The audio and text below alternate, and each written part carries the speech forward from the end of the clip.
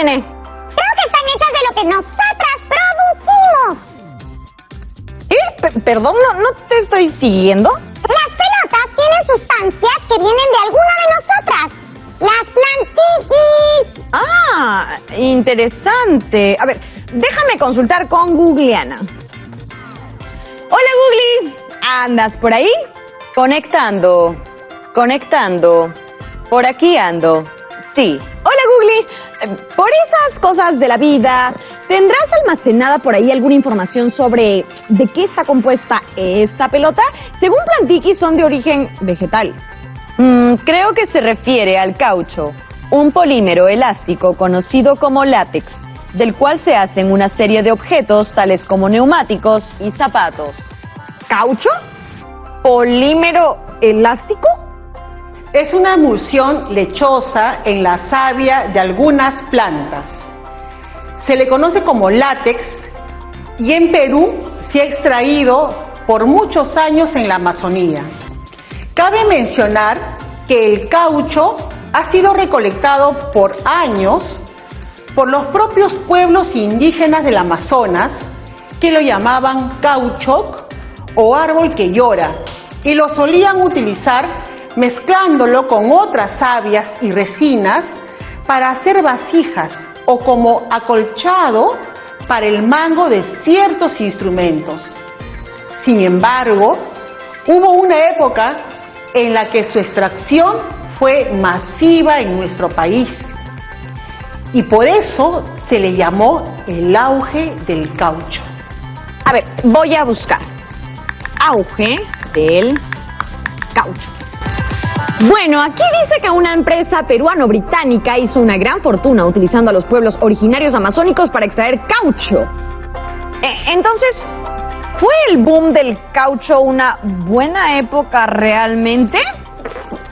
¿Buena para quién? Todo hecho histórico se puede reconstruir desde distintas miradas o perspectivas. Investiguemos. Leí por ahí que aunque esta es reconocida como una época de bonanza económica, no fue un buen periodo que digamos para los derechos de los pueblos originarios o indígenas. ¿Me podría contar más sobre cómo fue esta época? El boom del caucho abarcó un periodo de la historia del Perú entre 1895 y 1919, denominado por el historiador Jorge Basadre como la República Aristocrática. Y durante esa época, ¿cómo era la situación política? Se podría decir que el civilismo surgió de nuevo. Luego de poco más de una década de militarismo, un partido político ganó las elecciones y ocupó el gobierno. Los líderes civilistas pertenecían principalmente a las élites costeñas. ¿Y económicamente cómo funcionaba el país por ese entonces? En esa época se apostaba mucho por la economía basada en exportación de materias primas. No solo los minerales, sino también en el azúcar, el caucho y el algodón.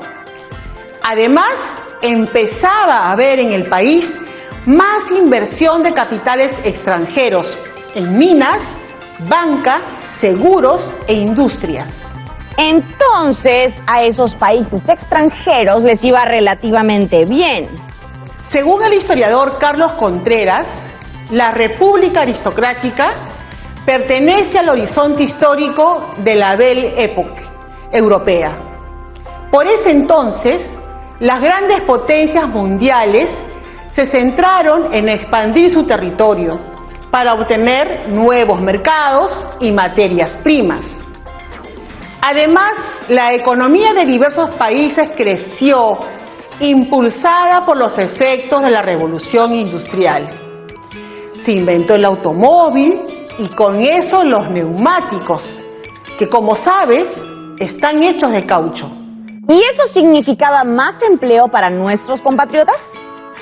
Sí, pero no en condiciones justas. Había mucha explotación en la extracción del caucho y en otros sectores de la economía. Por ejemplo, en la ciudad de Lima hubo explotación. mala alimentación e insalubridad en los trabajadores. Ello generó el surgimiento del movimiento obrero.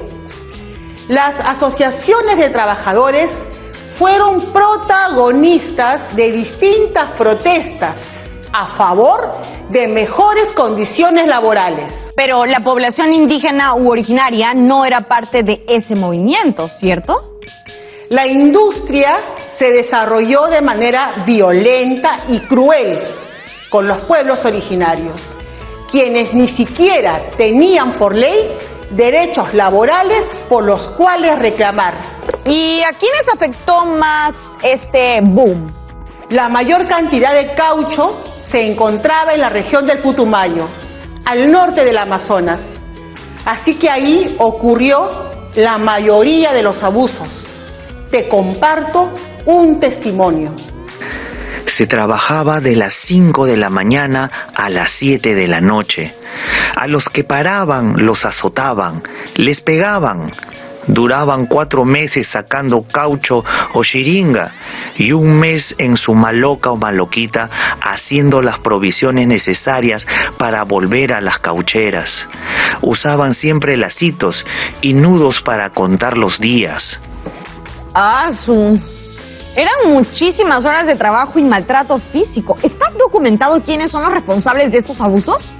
En este tiempo surgieron los varones del caucho, aquellos empresarios que se enriquecieron con las ganancias de este recurso. Algunos de ellos fueron Carlos Fiscarraldo, Julio Arana y los inmigrantes Can y Víctor Israel.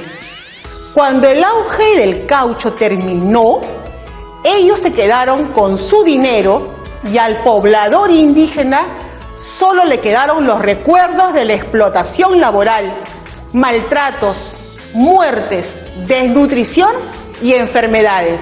A ver, me está diciendo que, pese a todo su esfuerzo, los pueblos originarios o indígenas no se beneficiaron económicamente de un recurso que estaba en su territorio.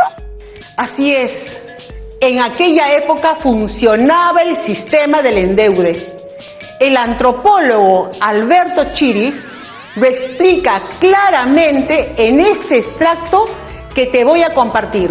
El sistema de trabajo se basaba en la entrega de productos industriales a los indígenas, que ellos debían pagar con gomas. La relación de intercambio era asimétrica, pues los precios de los productos entregados a los indígenas estaban sobrevaluados, mientras que el valor de aquellos con los cuales estos los pagaban estaban subvaluados. Así, las deudas se fueron haciendo impagables. Los indígenas, que mostraban su disconformidad con el sistema, comenzaron a ser castigados, y los que osaron rebelarse fueron bárbaramente asesinados. La situación llegó a convertirse en un verdadero régimen de terror, con castigos físicos, como el uso del cepo, flagelaciones y mutilaciones, que causaron miles de muertes. Entiendo. Supongo que estos abusos están ampliamente documentados. ¿Cuáles fueron las repercusiones del llamado auge del caucho en nuestro país? Hacia 1910, el caucho llegó a representar el 30% del total de las exportaciones peruanas, lo que prueba que fue una actividad económica muy importante. Sin embargo, esta tuvo un alto costo social. Hubo una drástica caída demográfica de la población originaria o indígena, debido a los abusos cometidos por los empresarios de la industria. ¿A qué te refieres con drástica caída demográfica? Se calcula que al comienzo de la explotación del caucho existían en la región del Putumayo alrededor de 50.000 personas pertenecientes a los pueblos Huitoto, Bora, Ocaína, Resígaro y Andoque. Actualmente esa población no pasa de 10.000 personas. ¿Y se llegó a sancionar a quienes cometieron estos abusos? Cuando el gobierno peruano y el Parlamento británico supieron de estos abusos, se inició un proceso de investigación. Sin embargo, no se llegó a sancionar a ninguno de los implicados en las atrocidades del Putumayo, pues los empresarios huyeron o se justificaron diciendo que no sabían lo que pasaba en la región. ¿Y cómo es que todo esto llega a su fin?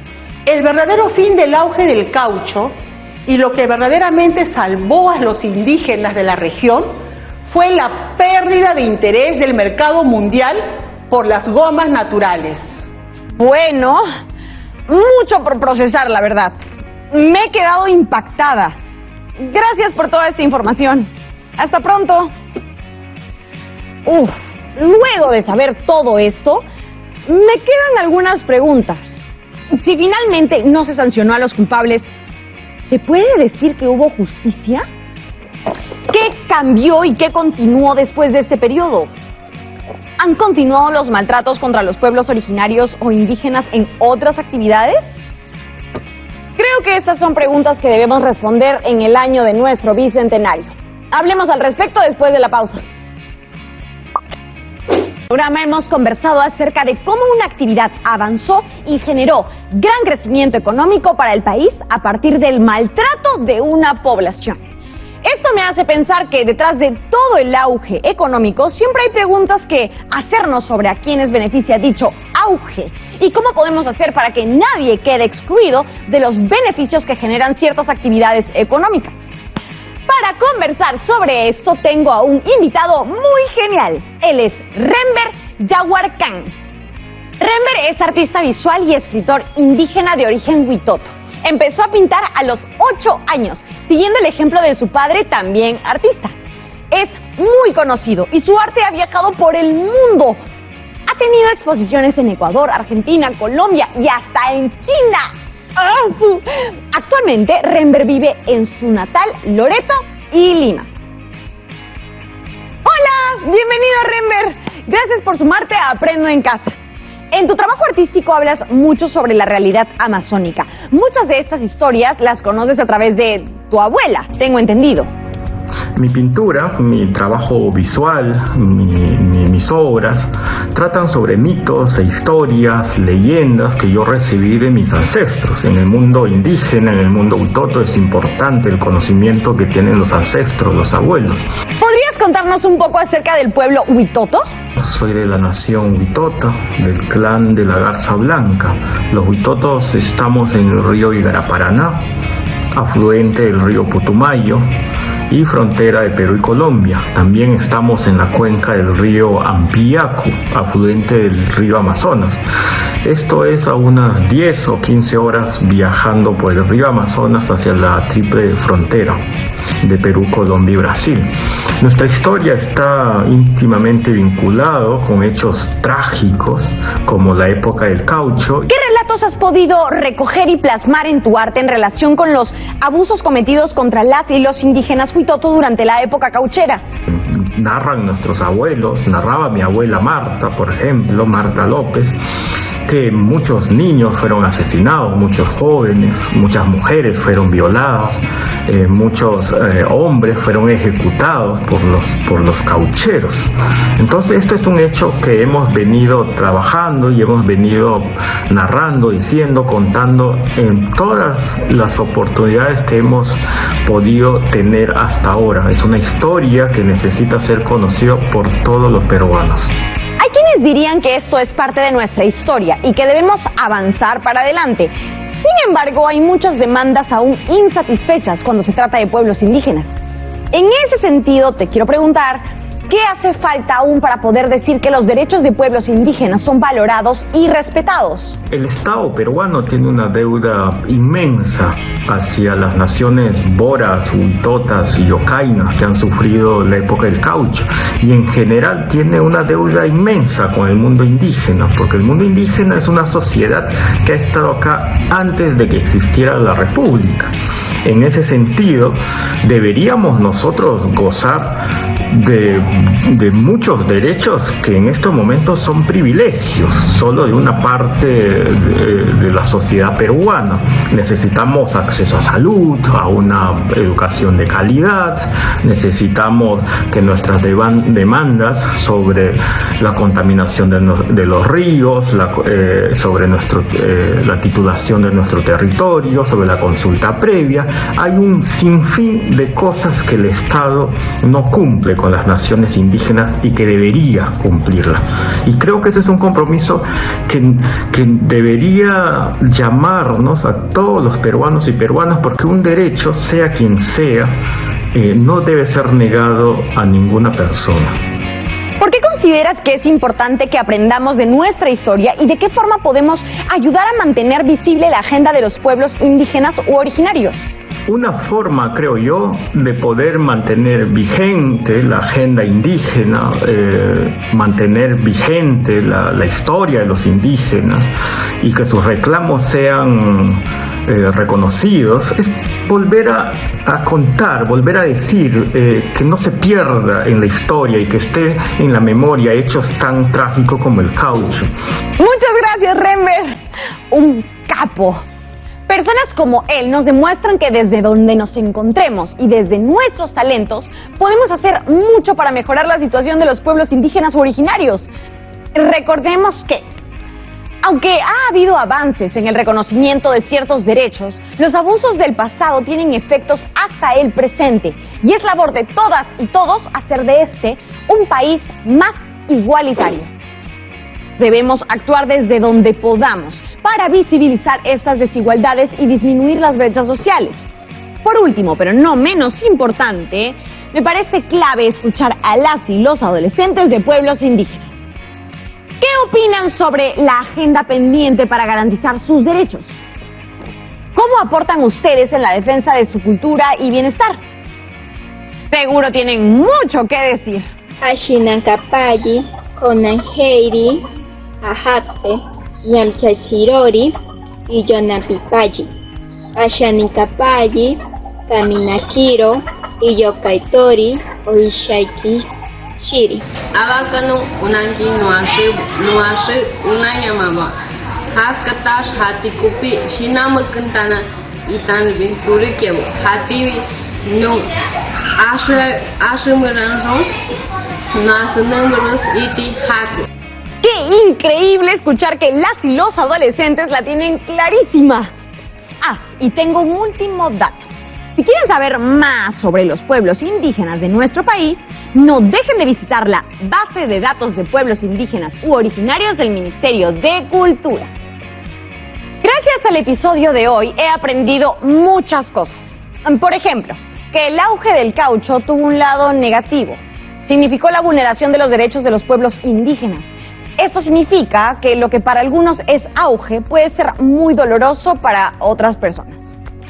En segundo lugar, he aprendido que las voces de nuestras hermanas y hermanos indígenas deben ser escuchadas y que es necesario que reconozcamos los errores cometidos a lo largo de nuestra historia para construir un presente verdaderamente igualitario, con oportunidades para todas y todos, reconociendo siempre que la diversidad es valiosa y que todas y todos merecemos respeto. Solo si nos hacemos cargo de nuestro pasado y de sus efectos en el presente, seremos un país orgulloso de ser multiétnico, pluricultural y multilingüe. ¿Y ustedes qué dicen? ¿Lo podemos lograr? ¿Qué compromisos podemos asumir entre todas y todos para alcanzar esta meta? Aprovechen que mañana es feriado para que refuercen lo aprendido.